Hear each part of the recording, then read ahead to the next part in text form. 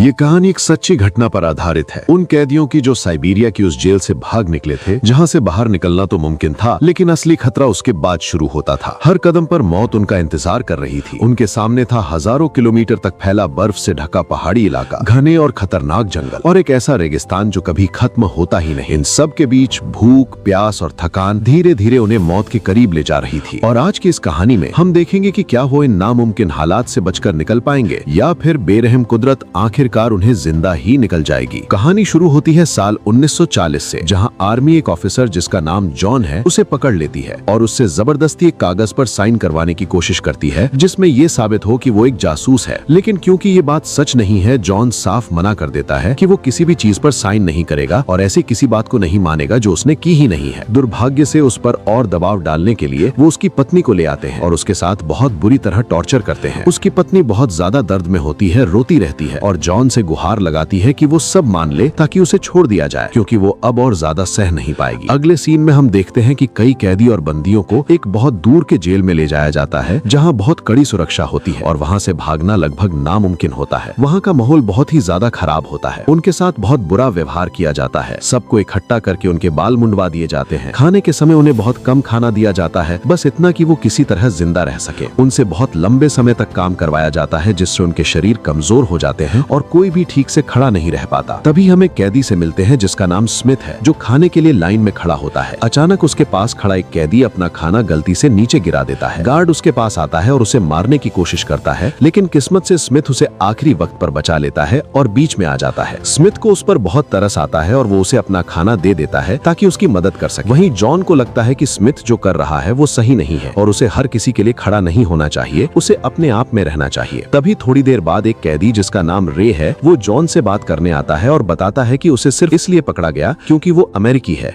और वो पूरी तरह बेगुनाह है। जॉन उससे मजाक में कहता है कि वो भी उसकी तरह ही है, उसे भी गलत इल्जाम में फंसाया गया है। धीरे धीरे दोनों की दोस्ती हो जाती है। एक और बैरक में हमें कैदी मिलता है जिसका नाम वाका है, जिसे जुए का बहुत शौक है और वो उसमें पूरी तरह डूबा हुआ है। जॉन दूर से उसे देखता है और उसके सोचने के तरीके से प्रभावित हो जाता है। उसे बाकी कैदियों से पता चलता है कि सब लोग वाका से डरते हैं और उसकी हर बात मानते हैं। वो कैदियों को मजबूर करता है कि वो उसकी सेवा करें और उसके हर आदेश का पालन करें। जॉन अपने दोस्त से पूछता है कि क्या यहाँ से भागने का कोई तरीका है, लेकिन रे उसे बताता है कि ये नामुमकिन है क्योंकि यहाँ की सुरक्षा बहुत सख्त है और हर समय निगरानी रहती है। वो उसे चेतावनी देता है कि अगर उसने भागने की कोशिश की तो वो जिंदा नहीं बचेगा। तभी अचानक वाका जोर से बोलने लगता है और एक कैदी को उसका जैकेट देने के लिए मजबूर करता है। जब वो कैदी मना करता है तो वाका चाकू निकालकर उस पर हमला कर देता है और सबके सामने उसे घायल कर देता है। डर के मारे बाकी कैदी चुप हो जाते हैं और आखिर में कोई अपना जैकेट उसे दे देता है। दिन बीतते जाते हैं और जॉन काफी लंबे समय तक उसी जेल में रहता है। वो बाकी कैदियों की तरह काम करता है। हर दिन उन्हें जमीन खोदने और कोयला निकालने के लिए भेजा जाता है। बदले में उन्हें बहुत कम खाना मिलता है जिससे कोई भी पेट भर नहीं पाता। उन्हें बहुत कम सोने दिया जाता है और उनकी जिंदगी बेहद मुश्किल हो जाती है। उनके पास पहनने के लिए सही कपड़े भी नहीं होते ताकि वो ठंड से बच सकें। यहाँ तक कि जॉन को अपने कपड़ों में गंदगी की वजह से कीड़े मिलते हैं और वो इस हालत में खुद को ढाल नहीं पाता। एक रात रे उसे मनाता है कि वो चुपके से बाहर निकलने की कोशिश करे। तभी अचानक उन्हें एक जोरदार धमाके की आवाज सुनाई देती है और उन्हें समझ आता है कि ये धमाका एक खान से आया है। कोयले की खान में हुए उस धमाके की वजह से गार्ड्स का ध्यान बढ़ जाता है और रे अपने कपड़े उतारकर उन्हें बर्फ में दबाने की कोशिश करता है ताकि वो साफ हो जाएं। उसी पल जॉन के दिमाग में भागने का ख्याल आता है और उसे लगता है कि यही सही मौका है क्योंकि कोई भी उस पर ध्यान नहीं दे रहा। वो रे को बताता है कि उसका एक दोस्त है जिसका नाम रजा है और अगर वो यहाँ से भागने का सोचे तो वो उनकी मदद कर सकता है। वो समझाता है कि अगर वो यहाँ से निकलकर दक्षिण दिशा में चलते रहें तो मंगोलिया पहुँच सकते हैं। बस एक ही दिक्कत है कि उन्हें बहुत लंबा रास्ता पैदल तय करना होगा जो काफी थकाने वाला होगा और इसके लिए अच्छी सेहत की जरूरत पड़ेगी। दोनों तय करते हैं कि वो पहले खाना इकट्ठा करेंगे ताकि सफर में काम आए और थोड़ा इंतजार भी करेंगे जब तक बर्फ कम हो जाए और मौसम थोड़ा शांत हो जाए। इसके बाद रे हर दिन सिगरेट के बदले खाना लेने लगता है। वो जो भी खाना इकट्ठा करता है उसे लकड़ी की फर्श के नीचे एक सुरक्षित जगह पर छुपा देता है। वहीं जॉन भी हर दिन अपने कपड़े उसी तरीके से साफ करता है जो उसने रे से सीखा था। लेकिन बर्फीले तूफान और बार बार बदलते मौसम की वजह से काम की हालत बहुत ही ज्यादा कठिन हो जाती है और हर दिन ये और भी मुश्किल होता जाता है। गार्ड्स हर तरफ से उन पर दबाव बनाते हैं और जरा भी रहम नहीं दिखाते। कमजोरी के कारण कुछ कैदी मरने लगते हैं और कई जमीन पर गिर जाते हैं क्योंकि उनमें आगे काम करने की ताकत नहीं बचती। लेकिन गार्ड्स को इससे कोई फर्क नहीं पड़ता। अगर कोई शिकायत करने की कोशिश करता है तो उसे हथियार दिखाकर धमका दिया जाता है। कुछ घंटों बाद कैदियों को जंगल के अंदर ले जाया जाता है ताकि वो वहाँ काम जारी रख सके।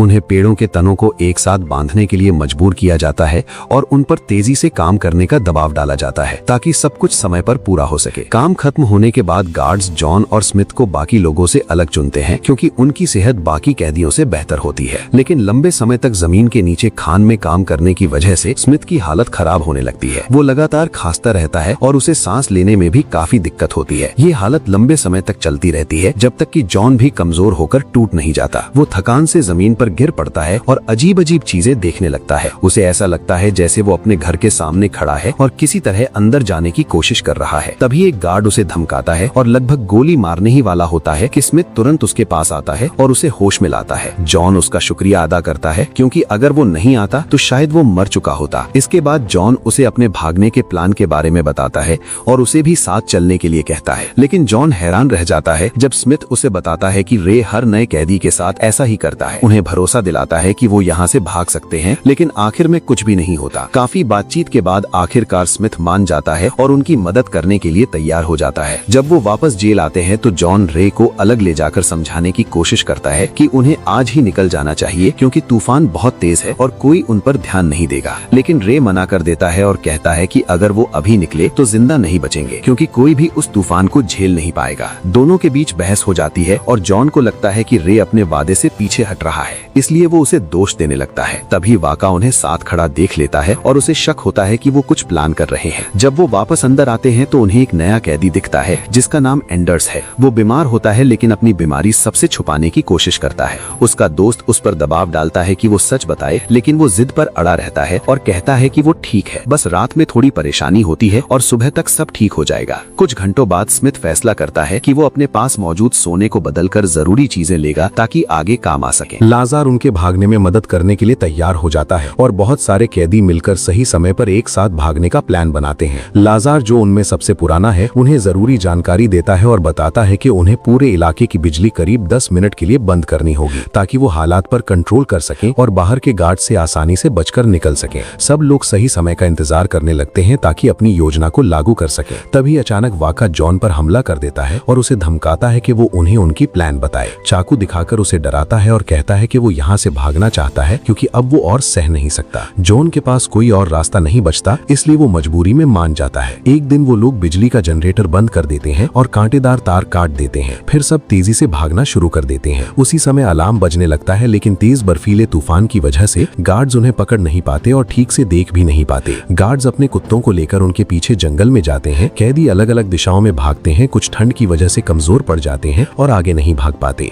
सबको पता होता है कि कुत्ते बहुत तेज हैं, इसलिए रुकने का कोई मौका नहीं है और उन्हें तब तक भागते रहना है जब तक वो सुरक्षित जगह तक नहीं पहुंच जाते। जॉन अपने साथियों को हर तरह से हिम्मत देता है ताकि वो चलते रहें। जब उन्हें कुछ भी साफ दिखाई नहीं देता तो जॉन एक तरीका सोचता है और लकड़ी से एक मास्क बनाकर अपने चेहरे पर लगा लेता है ताकि बर्फ उसकी आंखों में ना जाए और वो ठीक से देख सके। बाकी लोग भी वही तरीका अपनाते हैं और फिर से आगे बढ़ते हैं। कुछ समय बाद तूफान खत्म हो जाता है और मौसम शांत हो जाता है। जॉन और बाकी कैदी एक जगह इकट्ठा होते हैं और अपना सारा खाना निकालकर आपस में बांटते हैं। तभी जॉन देखता है कि वाका ने रे का जैकेट पहना हुआ है, जबकि रे वहाँ नहीं होता और उसे कुछ गड़बड़ लगती है। जब वो उससे पूछता है तो वाका कहता है कि उसे जैकेट जमीन पर पड़ा मिला था, इसलिए उसने उठा लिया। कुछ देर आराम करने और खाने के बाद वो फिर से अपनी यात्रा शुरू करते हैं। जॉन मजबूरी में वाका को अपने साथ रखता है, जबकि उसे पता है कि वो भरोसे लायक नहीं है। अचानक चलते चलते उन्हें किसी के चिल्लाने की आवाज सुनाई देती है। दिन बीतते जाते हैं और वो अभी भी रास्ते में होते हैं। हर वक्त खुद को बचाने की कोशिश करते रहते हैं। आखिरकार जॉन उन्हें एक ऐसी जगह पर ले जाता है जहां सूरज निकलना शुरू हो जाता है और सूरज की मदद से वो दिशा तय करता है कि उन्हें किस तरफ जाना है। वाका इस आजादी से बहुत खुश होता है क्योंकि वो कई सालों से इससे दूर था। धीरे धीरे वो जॉन के करीब आने की कोशिश करता है और उसे भरोसा दिलाता है कि वो हमेशा उसके साथ रहेगा और वो उतना बुरा नहीं है जितना लोग कहते हैं। जॉन भी थोड़ा बहुत उसकी बातों पर यकीन करने लगता है। वो लोग एक जगह रुककर सुबह तक आराम करने का फैसला करते हैं। जॉन अपनी मैप निकालता है और देखता है कि उन्हें उस झील तक पहुंचने में अभी करीब 4 हफ्ते लगेंगे जिसे वो ढूंढ रहे हैं, लेकिन उनके पास जो खाना है वो ज्यादा से ज्यादा 1 हफ्ते तक ही चलेगा। ये सोचकर वो परेशान हो जाता है और समझ नहीं पाता कि क्या करे।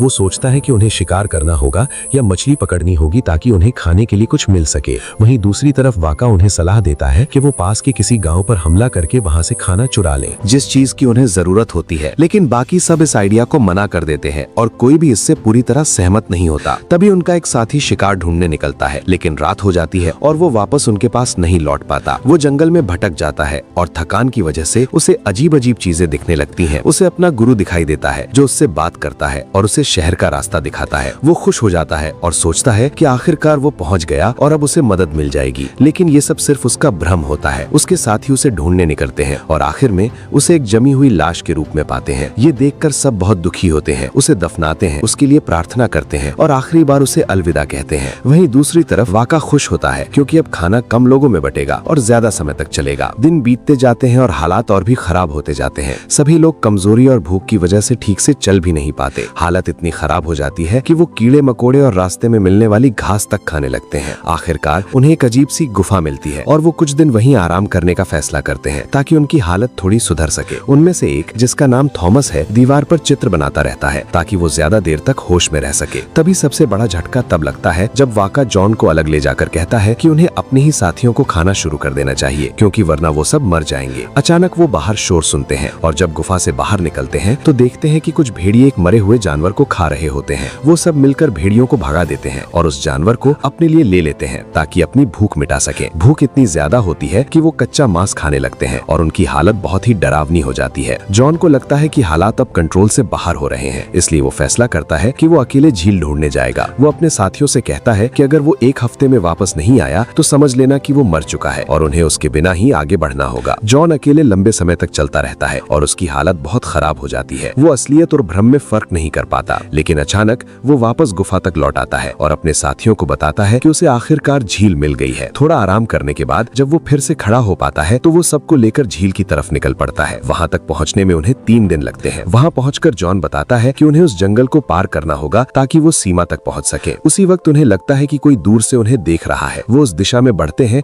और हमला करने की तैयारी करते हैं, लेकिन आखिरी पल में जॉन उन्हें रोक देता है क्योंकि उसे पता चलता है कि वो एक लड़की है। वो बताती है कि उसका नाम इरीना है और वो पोलैंड की है। वो कहती है कि वो भी एक जगह कैद और अब वहाँ से भागकर किसी सुरक्षित जगह की तलाश में है। जॉन उसे अपने साथ आने की इजाजत दे देता है, लेकिन उसके साथ ही इसके खिलाफ होते हैं। उन्हें लगता है कि वो धीमी है और उनकी रफ्तार कम कर देगी और शायद उनकी जान को खतरे में डाल दे। फिर भी आखिरकार वो उसे अपने साथ ले लेते हैं। कुछ समय बाद उन्हें एक जानवर गड्ढे में गिरा हुआ मिलता है जिसे वो आसानी से पकड़ लेते हैं और खाने के लिए ले जाते हैं। तभी अंद्रेस को दूर कुछ दिखाई देता है और वो उन्हें छोड़कर उस दिशा में चला जाता है। कुछ घंटों बाद वो वापस आता है और इरीना भी उसके साथ होती है। धीरे धीरे दिन गुजरते हैं और उनकी हालत थोड़ी बेहतर होने लगती है। वो एक खास तरीके से साबुन बनाना सीखते हैं और आखिरकार नहाते हैं, अपने कपड़े साफ करते हैं और खुद को थोड़ा ठीक करते हैं। अब उनका रूप भी थोड़ा बेहतर लगने लगता है। जब वो झील तक पहुँचते हैं तो देखते हैं कि उसका बड़ा हिस्सा जमा हुआ है और ये देखकर वो डर जाते हैं। वो लोग झील को पार करने से डरते हैं, लेकिन इरीना उन्हें हिम्मत देती है और खुद सबसे पहले आगे बढ़ती है। वो उन्हें भरोसा दिलाती है कि सब सुरक्षित है और सच में वो सब झील के दूसरे हिस्से तक सही सलामत पहुंच जाते हैं। चलते चलते जंगल में स्मिथ इरीना के पास आता है और उसके बारे में और जानने की कोशिश करता है। इरीना उसे बताती है कि रूसियों ने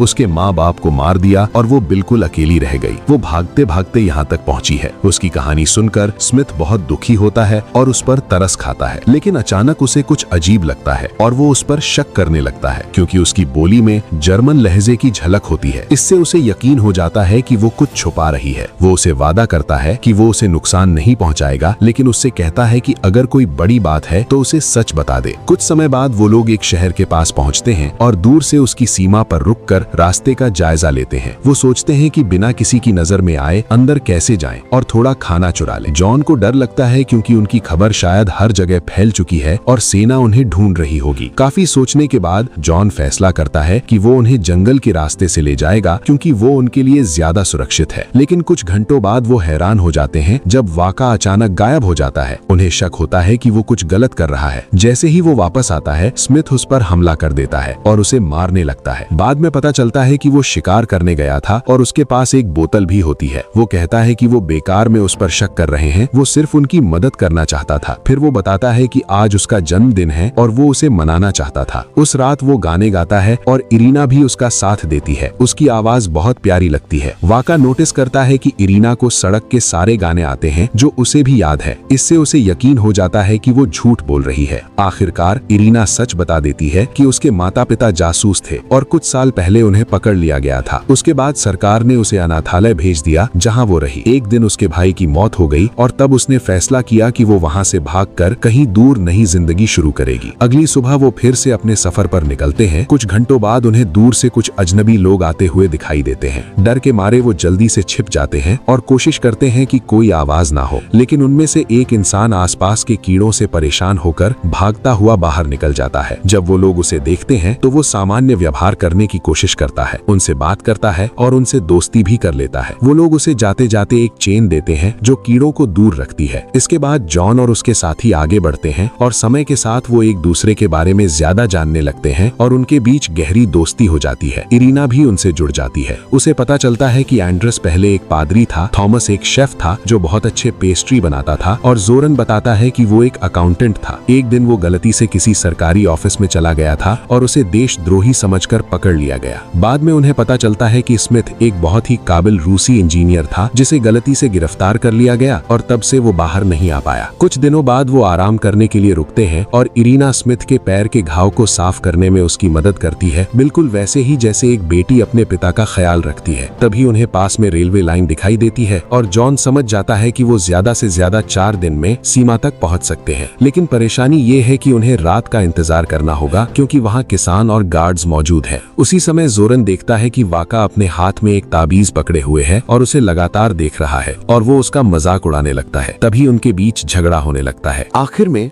उनके बीच एक बड़ी लड़ाई हो जाती है और जॉन बड़ी मुश्किल से इस झगड़े को शांत करता है। लंबा सफर और बहुत मेहनत के बाद वो आखिरकार सीमा तक पहुंच जाते हैं और मंगोलिया में दाखिल हो जाते हैं। लेकिन वाका जिद करता है कि उसे रूस जाना है। वो जॉन के पास आता है और उससे आखिरी बार विदा लेता है। इसके बाद सब अपने अपने रास्ते अलग हो जाते हैं। कुछ समय बाद जॉन और उसके साथी मुख्य सीमा तक पहुंचते हैं और अपनी नई जिंदगी को लेकर बहुत उत्साहित होते हैं। सब कुछ ठीक चल रहा होता है, लेकिन जैसे ही वो गेट के पास पहुंचते हैं उन्हें पता चलता है कि मंगोलिया अब रूस के कंट्रोल में है। अब उनके पास कोई और रास्ता नहीं बचता, इसलिए वो रेगिस्तान में आगे बढ़ते रहते हैं। चलते चलते उन्हें एक पुराना बौद्ध मंदिर मिलता है और वो सोचते हैं कि ये उनके लिए सुरक्षित जगह होगी क्योंकि ये एक धार्मिक स्थान है। वो हिम्मत करके अंदर जाते हैं, लेकिन अंदर का नजारा देखकर हैरान रह जाते हैं। पूरा मंदिर बर्बाद होता है, वहाँ कोई नहीं होता और जमीन में कई लाशें दबी हुई मिलती हैं। एंड्रस उन्हें बताता है कि ऐसा ही कुछ उसके साथ रूस में हुआ था, जहाँ उसके सामने चर्च में घुसकर पुजारियों को बेरहमी से मार दिया गया था और जो लोग जिंदा बचे थे उन्हें पकड़ लिया गया। चर्च को तोड़ दिया गया और किसी को भी प्रार्थना करने की इजाजत नहीं दी गई। ये सब याद करके एंड्रस टूट जाता है और अपने दर्द को सह नहीं पाता। थोड़ी देर बाद जॉन सबको इकट्ठा करता है और सोचता है कि अब आगे क्या करना है। वो तय करते हैं कि उन्हें भारत जाना चाहिए क्योंकि वहाँ ये सब संघर्ष नहीं है, लेकिन वहाँ पहुँचने के लिए उन्हें पहले चीन पार करना होगा जिसमें कई हफ्ते लगेंगे। वो रेगिस्तान में चलते रहते हैं जहाँ तेज धूप और मुश्किल हालात उन्हें परेशान करते हैं। एक दिन उनके सामने बहुत सारे घुड़सवार आ जाते हैं और वो समझते हैं कि अब उनका अंत हो जाएगा। तभी उनमें से एक आदमी अंग्रेजी बोलता है और उन्हें अमेरिकी बताकर बचा लेता है। किस्मत से घुड़सवार उनकी बात मान लेते हैं और उन्हें छोड़ देते हैं। थोड़ी देर बाद एक घुड़सवार वापस आता है और उन्हें पानी से भरा मशक देता है। समय के साथ वो इस माहौल के साथ ढलने लगते हैं और अपने सिर को सूरज की किरणों से बचाने के लिए चीजें बनाने लगते हैं। लेकिन धीरे धीरे उनका पानी खत्म होने लगता है और हालत फिर से खराब होने लगती है। एक दिन स्मिथ कहता है कि उसे पास में पेड़ दिखाई दे रहे हैं और वो उसी दिशा में जाने की जिद करता है, लेकिन जॉन उसे समझाता है कि ये सिर्फ भ्रम है और उन्हें दक्षिण दिशा में ही जाना चाहिए। इस बात पर स्मिथ गुस्सा हो जाता है और दोनों के बीच झगड़ा हो जाता है। बाकी लोग उन्हें शांत करने की कोशिश करते हैं। कुछ घंटे बाद वो एक पक्षी को एक दिशा में जाते देखते हैं और तब उन्हें पता चलता है कि स्मिथ सही था, वो भ्रम नहीं था। सब उसी दिशा में दौड़ते हैं और आखिरकार उन्हें पानी का एक कुआं मिल जाता है। वो सब अपनी प्यास बुझाने के लिए खूब पानी पीते हैं। वहाँ वो एक टेंट बनाते हैं और सुबह तक आराम करते हैं। अगले दिन वो नहाते हैं, अपने कपड़े साफ करते हैं और फिर से पानी भर लेते हैं ताकि आगे के सफर में काम आए। इसके बाद वो फिर से दक्षिण की तरफ बढ़ चलते हैं और सब कुछ ठीक चल रहा होता है, लेकिन तभी एक भयानक रेत का तूफान आ जाता है। वो इधर उधर भागकर गड्ढों में छिपने की कोशिश करते हैं और किसी तरह अपनी जान बचा लेते हैं। किस्मत से कोई भी नहीं मरता, लेकिन उनका सारा पानी खत्म हो जाता है। अब वो फिर से बिना पानी और खाने के मुश्किल हालात में फंस जाते हैं। इरीना और टॉमस की हालत खराब हो जाती है। तब स्मिथ जॉन से बात करता है और उसे समझाने की कोशिश करता है कि उन्हें वापस लौट जाना चाहिए। वो फिर से कुएं तक लौटने की बात करते हैं, लेकिन जॉन को रास्ता याद नहीं होता और वो दोबारा उस जगह तक पहुंच नहीं सकता, इसलिए वो रिस्क नहीं लेना चाहता। मजबूरी में सब आगे बढ़ते रहते हैं और अपनी प्यास कम करने के लिए पत्थर चूसने लगते हैं। तभी अचानक इरीना गिर जाती है और बेहोश हो जाती है। वो देखते हैं कि उसके पैर बुरी तरह सूज चुके हैं। इरीना उन्हें समझाती है कि वो उसे छोड़कर आगे बढ़ जाएं, क्योंकि वो बोझ नहीं बनना चाहती और उनकी रफ्तार धीमी कर रही है। लेकिन सब मना कर देते हैं, क्योंकि वो उससे जुड़ चुके होते हैं और उसे छोड़ना नहीं चाहते। वो उसे सहारा देकर आगे ले जाते हैं, लेकिन कुछ दूर चलने के बाद वो फिर से गिर जाती है। तब एंडर्स फैसला करता है कि वो उसे उठाकर आगे ले जाएगा। जब इरीना को महसूस होता है कि अब वो ज्यादा देर नहीं बचेगी, तो वो उससे कहती है कि उसे नीचे उतार दे। वो सबको आखिरी बार अलविदा कहती है और उनकी आंखों के सामने उसकी मौत हो जाती है। सब इस बात से टूट जाते हैं, उसे रेत में दफनाते हैं और फिर भारी दिल से आगे बढ़ते हैं। दिन गुजरते जाते हैं और अब उनकी हालत और खराब हो जाती है। उनके पैर भी सूजने लगते हैं, बिल्कुल इरीना की तरह। एंडर्स सबकी तस्वीरें बनाता है और इरीना की भी एक तस्वीर बनाता है ताकि वो हमेशा याद रहे। लेकिन दुख की बात यह है कि थोड़ी ही देर बाद एंडर्स भी मर जाता है। वो उसे भी उसी तरह दफनाते हैं और आगे बढ़ जाते हैं। अगले दिन वो कई घंटों तक चलते हैं, लेकिन तेज गर्मी में स्मिथ की हालत बिगड़ जाती है। वो ज्यादा देर तक नहीं चल पाता और जमीन पर गिर जाता है। तब वो लोग दो हिस्सों में बंट जाते हैं। दो लोग स्मिथ के पास रुकते हैं और बाकी आगे पानी ढूंढने निकलते हैं। रात होने पर सब फिर से एक जगह मिलते हैं